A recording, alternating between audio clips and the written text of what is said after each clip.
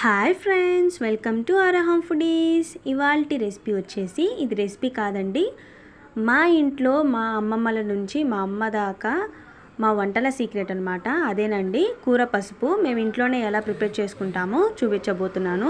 దీనికోసం ఎక్కువ ఇంగ్రీడియంట్స్ అయితే పట్టవండి. జస్ట్ ఒక 2 స్పూన్స్ మెంతులు, జీలకర్ర, అలాగే ఒక 100 గ్రాముల దాకా ధనియాలు, ఇంకా ఒక పెద్ద వెల్లుల్లి రెబ్బలు అనమాట. ఒక వెల్లుల్లి సరిపోతుంది. అలాగే చిటికెడు కల్లుప్పు. ఇది ఆప్షనల్ అండి, ఇష్టం ఉంటే వేసుకోవచ్చు, లేదంటే మన కూరలో ఎలా అయినా సాల్ట్ వేస్తాం కాబట్టి అడ్జస్ట్ చేసుకోవచ్చు అనమాట. ఇలా పసుపు కొమ్ముల్ని తెచ్చుకొని ఎండలో బాగా ఎండబెట్టుకోవాలండి. ఎండిన పసుపు కొమ్ముల్ని ఒక రోలులో దంచేసుకోవాలన్నమాట. ముక్కలుగా కొంచెం అద్రాబద్రాక దంచుకున్న తర్వాత ఇలా మిక్సీ జార్లో వేసుకొని బ్లైండ్గా చేసేసుకోవాలి. మంచి సాఫ్ట్ పౌడర్ లాగా చేసుకున్నామంటే మనకి సంవత్సరం దాకా నిల్వ ఉంటుందండి.